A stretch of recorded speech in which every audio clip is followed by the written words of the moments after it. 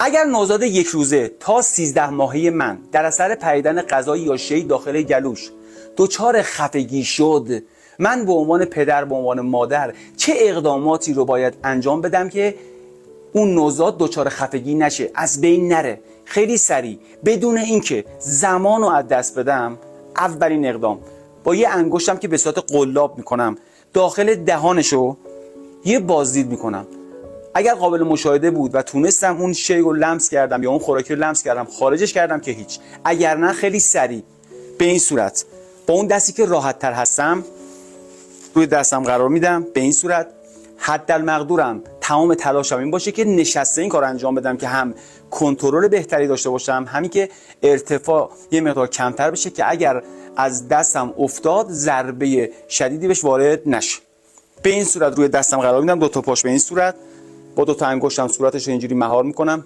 بعد یه مقدار شیب میدم بین دو تا کتفش، با کف دستم 5 بار 5 تا ضربه نسبتا محکم وارد میکنم. به این صورت 1 2 3 4 5. اگر اون شیء یا خوراکی خارج شد که هیچ، اگر نه سریع باز برمیگردونم، بازم با اون دستی که واردتر هستم به این صورت میگیرمش، یه مقدار باز دوباره دستمو متمایل به پایین نگه میدارم، دو انگشتمو جناح سینه‌اش خیلی کوچیکم است پیدا کنم، یه ذره پایینتر شروع میکنم 5 بار فشار وارد کردم به این صورت. ببینید 3 4 5.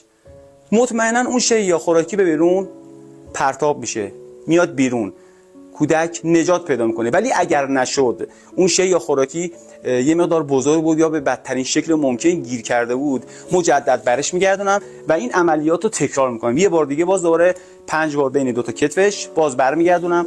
این عملیات رو انجام میدم تا اون نوزاد رو به معنای واقعی نجاتش بدم. تکرار تکرار تکرار.